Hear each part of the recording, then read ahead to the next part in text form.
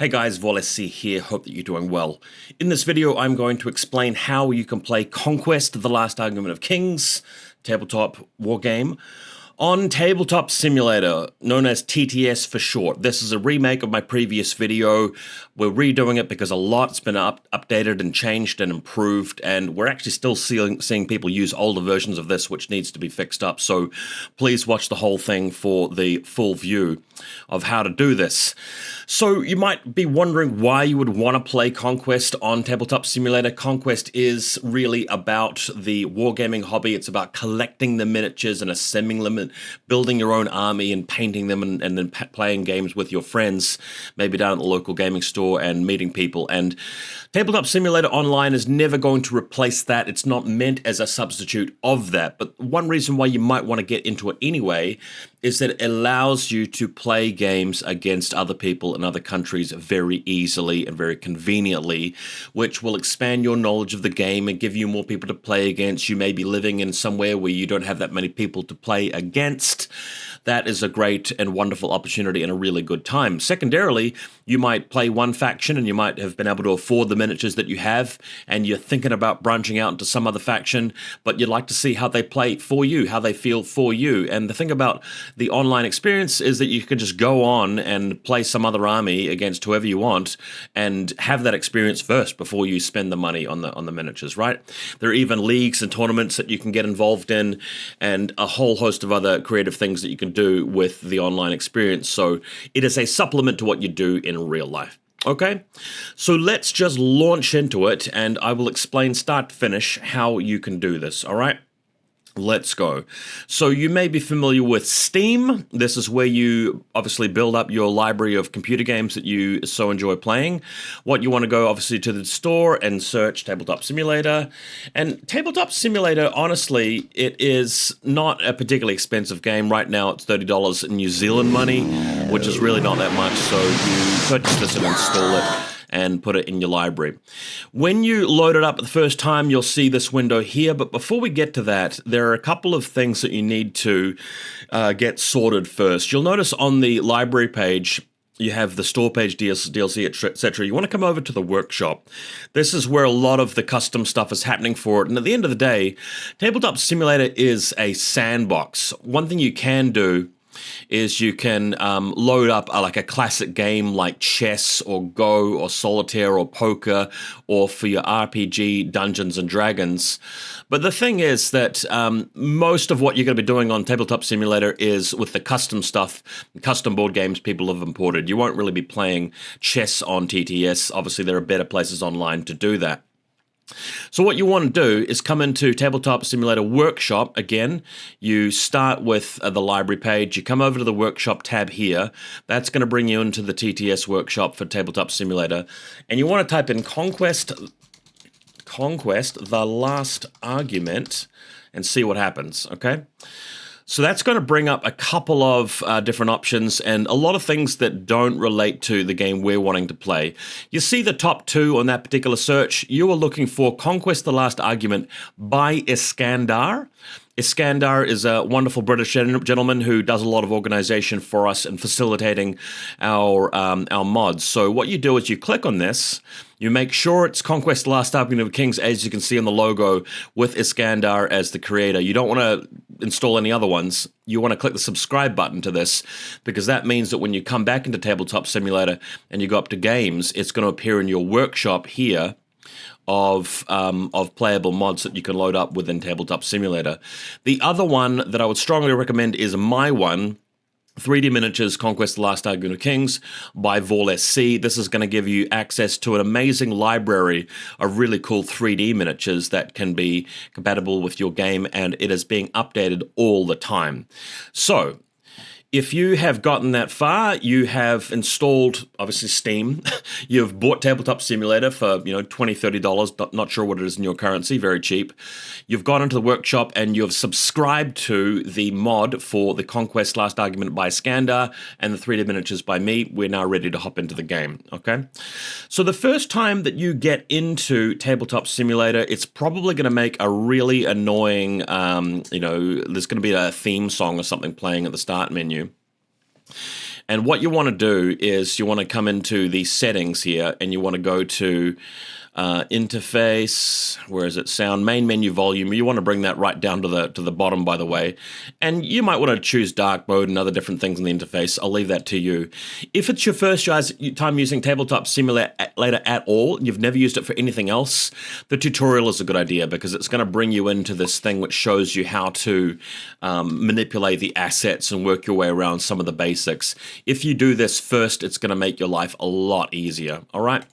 But when you are at the main menu, there are a lot of different game modes that you're going to be able to see.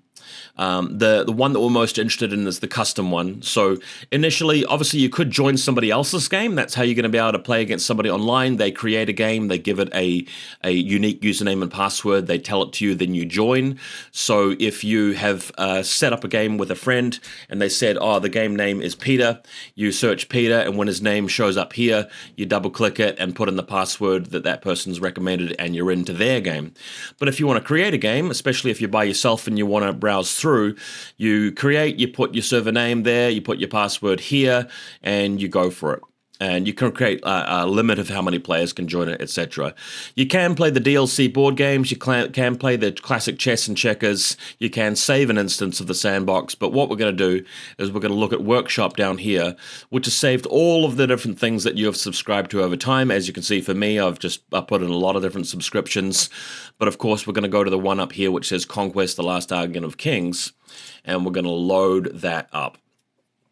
If it's your first time loading something, it might take a little while. Just give it some patience. It's got to load everything onto your computer.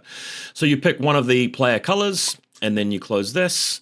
You'll see at the top right here that you're actually assigned to a particular color, and if there are other people joining, they can have a color there as well.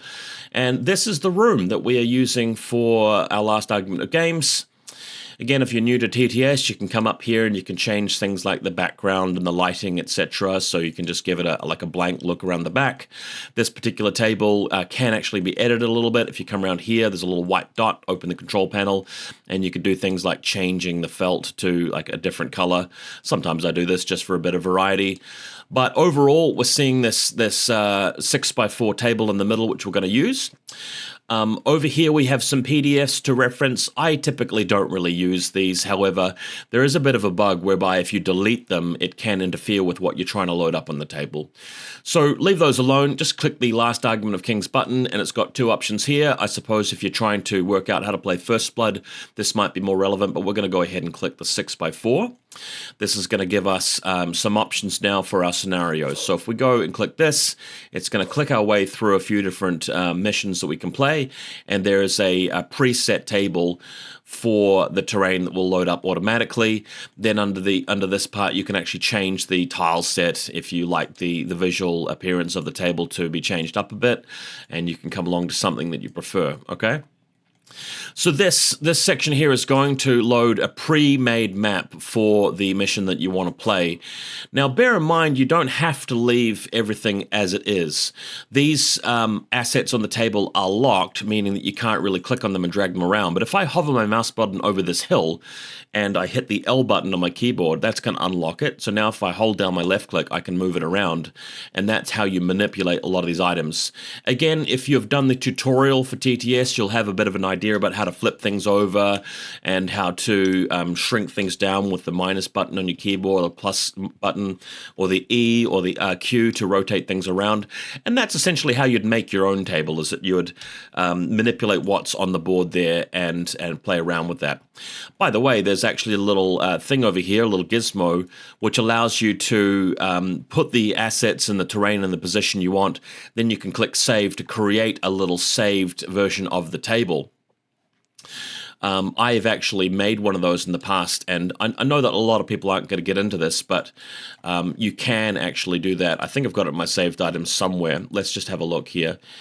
All right, so that one there's a saved map, and then we come over here and we load it. And it's just going to put in place a table that I've already created. So that's something that you can achieve.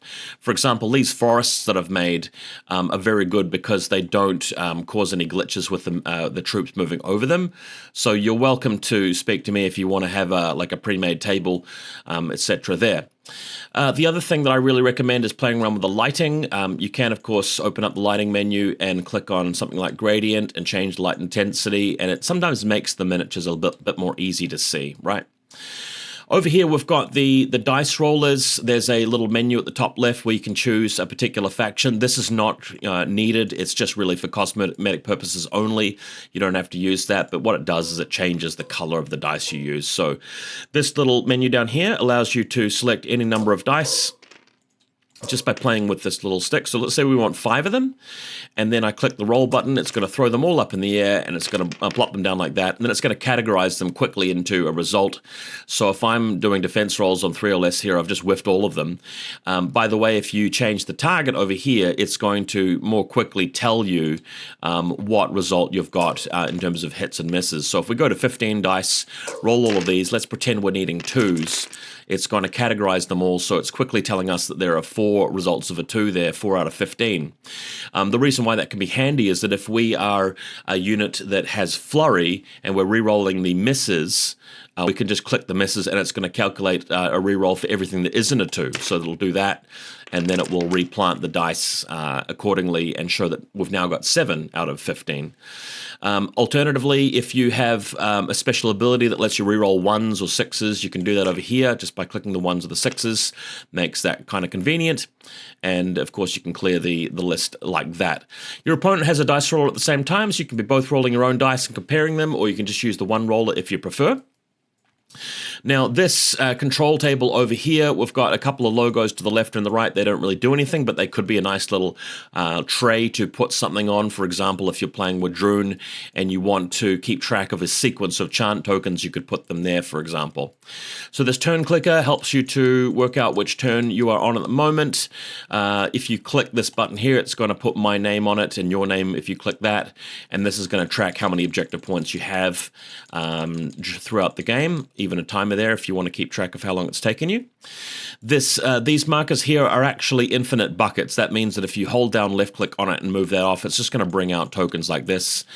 And you can either put them back in or delete them or do whatever you want. So these tokens are quite useful just to show buffs or debuffs on your regiment if you want to, or if they've been broken, you put a little flag next to them, and the decay marker is what you'd expect it to be. You know, you're playing spies, you're burning out a lot, you've got decay on your unit. This can also be quite helpful just to mark very quickly a stand that has died if you're planning on healing it, bringing it back, so that can be quite useful as well. Over here, we've got a few other little paraphernalia bits and pieces. For example, there are some cards for spires and things like that, and movement trays, which we're going to get to talking about soon for your miniatures. Then over here, we have some bags with factions in them. There's some old stuff there. Just ignore those, I think. What you want to do is you want to be coming in here and clicking on this. What you do is you right-click and you go search, and that's going to bring up the contents of those containers. So again, you right-click, search, bring them out here. And there's going to be some stuff that you can use for your miniatures. So let's go to the Nords, right-click, search. These are all cards that represent the Nords on the table. So if I bring out the Jotnar, that is the command card for the Jotnar. And then if I bring out this, that's going to represent the Jotnar physically on the table with the square base of the Jotnar. If I do the same thing with something else, let's go Valkyries like this. You've got the Valkyries card like that, and then there's the Valkyries regiment. So if I hover over this, Control-C, and then Control-V, I can make a bunch of them to put on a movement tray. Right-click this, and let's go to Tags. That's going to show a number of different things. Realistically, I believe it's just supposed to show model there. So if you're running into any difficulty with things sticking to trays and stuff like that, I'd recommend just going to model. Let's just test that, see if my theory is right on that one. So these are the movement trays. If I go down to tags, it's showing a lot of things. So movement tray is probably the best one. You may not need to do all of this sort of configuration that I'm doing, by the way. It should work for you all right. So if I find this movement tray, which is designed for a regiment, and I right-click it, I can go Show Buttons, okay? So the Valkyries, they will automatically just click to this. So if I hover over it and Control-V and like that, I can copy-paste them effectively onto the stand, and they'll just snap to the stand. If I click the Lock button, where's my tray here? If I click lock, that means that these can't be taken off the tray anymore, and this thing won't actually stick to it. So what I want to do here is hit the unlock button. So now they're unlocked, bring that back on. And now if I lock it, that's going to put them in place. And if I hide the buttons again, the Valkyries are just attached to the movement tray, allowing me to actually rotate them and do various different things with them. So rotate is with the Q and the E keys. And if I hold down left click, I can just move them around like this. And by the way, you can see there's a ruler. Or you can hold down left click and tab, and that's going to do the same kind of thing. And that's how you measure them being moved around. Or you may measure them wheeling. If I come back to, sorry, by the way, just to clear the effect of the cursor, I just hit the F1 key, by the way. So right-click, Valkyrie, show buttons, this little black tab at the back here. If I left-click this once and I rotate it, and if I just move it, it's going to show the rotation of the regiment. I personally don't really use that very much because I find it a little bit finicky, but some people really like using that. Okay, so onto these buttons here. If I hit the plus tab here, it's going to stretch them out. We don't want to do that, so I'm going to unlock them now. What you can do with these buttons is you can increase the size of the tray that you're putting the Valkyries on, and if the tray itself is unlocked, you're going to be able to put the tiles on them without stretching the tiles out. So now what we can do is we can have a big brutish block of 8 Valkyries just by copy-pasting them on like this. And that's what's allowed us to have the bigger stand. So if we lock them now, they're going to be in this big bundle.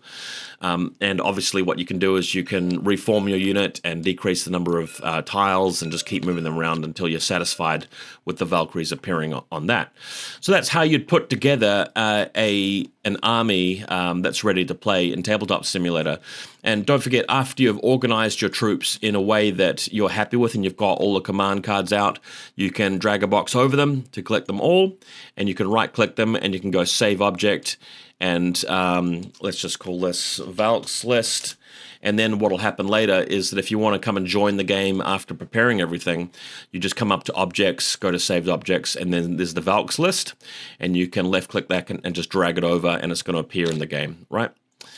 So that's pretty easy. Another thing, by the way, is if you come up to Games and you click on Saved Objects, actually, let's do it this way, Objects and then Saved Objects. If I go into something else that I've pre-made, like this Winglord list, if I click the 3 dots at the top right, once I've got it moused over, and go Spawn, I can also spawn it that way. So that's another way of doing it. Cool. Alrighty, let's go to the next thing I wanted to explain, which is the 3D Miniatures mod. That's something you would have subscribed to earlier.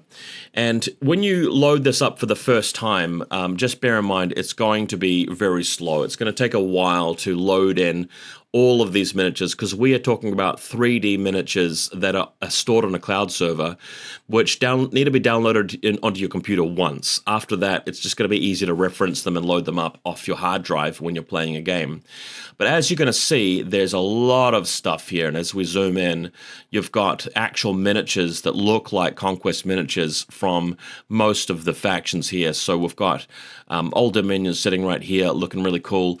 And what you can do is you can take the movement tray here, so we Control-C, Control-V, copy that over, and we can start to put together our army list based on that. So here's my movement tray. I click right-click to show the buttons. I've got this ready to go. I'm going to make a big block of guys here, so that's prepared. This is the Strategos. He's going to go here. We've got the Praetorians command stand, Praetorian guards, and another group of Praetorians at the back. That's how they're going to go. I'm going to hit the lock button so they're all locked up, and then I'm going to hit right-click, hide buttons, and that is my regiment of Praetorians, which I can now use, basically, like that. So once I've assembled my entire Old Dominion army, I'm then, of course, going to come over to the card deck. I can actually flip this around. If you right-click and go search, it's going to show all of your cards on the right-hand side. And then what I can do is I can just drag out the cards that are going to be in my list. So let's say I'm taking a Strategos on horseback and some Athanatoi and a Praetorian Guard, Bone Golems. And what I can do is I can just drag and drop them on top of one card here to stack them all together. And drag that over, and I can include that as part of my list when I group select them all and I go Save Object to put them into like a saved army that I'm going to play, right?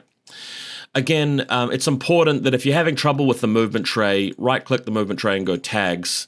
The movement tray thing is highlighted. That's the main thing. And if you right-click on the regiment, you go tags, the model is highlighted, and that's the main thing that needs to happen.